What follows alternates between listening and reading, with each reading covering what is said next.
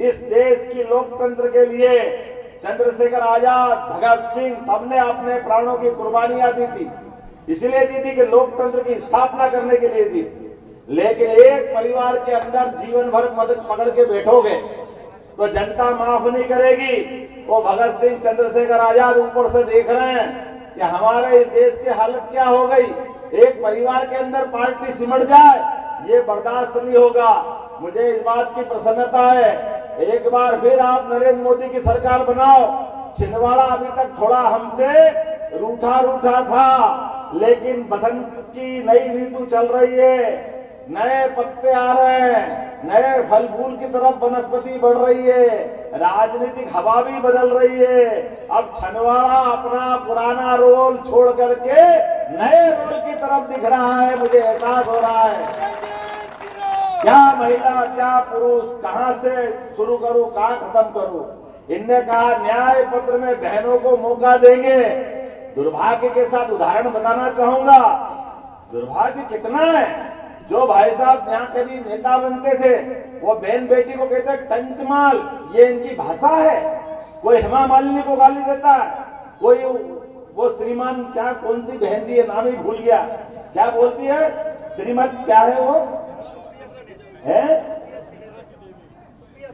सुप्रीमा श्रीमत, में तो नाम ही नहीं आता, ऐसे उल्टे पुल्टे नाम है इनके। लेकिन ये किसको बोल रहा है, बहन हमारी कंगना रनौत, हिमाचल की बेटी, पहाड़ की बेटी, उसको क्या क्या बोलते हो, इसलिए कि वो भाजपा की प्रत्याशी बन गई।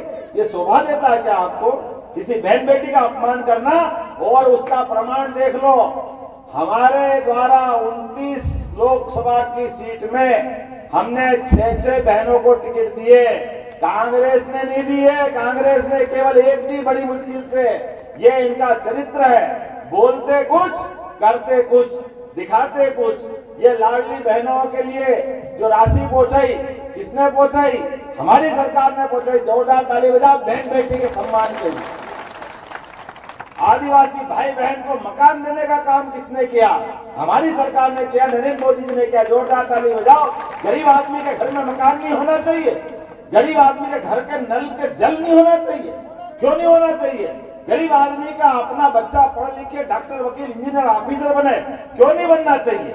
लेकिन आपने नहीं करने दिया, क्योंकि आप केवल अंदर से वोट लेने की मशीन बनाना चाहते हो।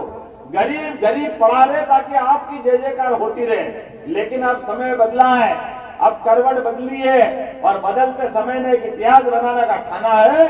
निश्चित रूप से चाहे कमलेश शाह जी हो, विधायक आदिवासी परिवार, अरे भाई आपका भी झंडा लेके चले, और उनने कहा कि हम नरेंद्र मोदी जी की नीति अच्छी लग रही है, मुझे उनके साथ जाना चाहिए। अरे भैया, हमारा आदिवासी होना अपराध है क्या? कमलेश शाह जी ने कहा मैं भाजपा में जाऊंगा। जैसे ही भाजपा में जाने का सोचा, उन्होंने तो बड़े सम्मान से बोला कि मैं कमलनाथ जी का सम्मान करता हूं। लेकिन इनके परिवार वाले क्या कह रहे हैं? ये गद्दार है, ये बिकाऊ है। कितनी गालियां दे रहे हो आदिवासी समाज, इसलिए क्या आप गाली बकोगे?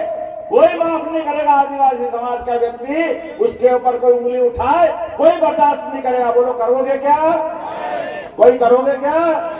हमारे लोग गाली खाने के लिए, जो गाली देगा हमारे पास उसका इलाज है। हमारा तो मुंह भी खराब नहीं करेंगे, हमको तो कुछ बोलना ही नहीं है, केवल संकल्प कर लेना है।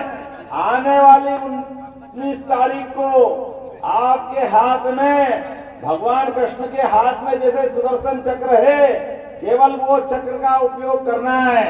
आपको जितनी गाली देना हो दे लेने दो, आप उस दिन बटन दबाना, सारा हिसाब चुकता हो जाएगा, कमल का फूल निकलेगा, सारी बीमारी खत्म हो जाएगी। आदमी को समझ में आ जाएगी आदिवासियों को गाली बकना क्या होता है, किसी का अपमान करना क्या होता है। और भाजपा के लिए विकास के मामले में आज हमारा चुनाव बंटी के लिए भी नहीं है, मेरे लिए भी नहीं है, ये चुनाव है नरेंद्र मोदी जी के लिए। और नरेंद्र मोदी जी के माध्यम से पूरे देश की बेहतरी के लिए, पूरे देश का दुनिया का नंबर 1 का देश बनाने के लिए हम और आप सब मिलकर के बदलते दौर के समय में हम सब एक साथ चलेंगे। बोलो तैयार हो? अगर आप ये वीडियो YouTube पर देख रहे हैं तो हमारे चैनल को सब्सक्राइब करें और बेल आइकन को दबाना ना भूलें। अगर आप Facebook पर ये वीडियो देख रहे हैं तो हमारे पेज को लाइक करें।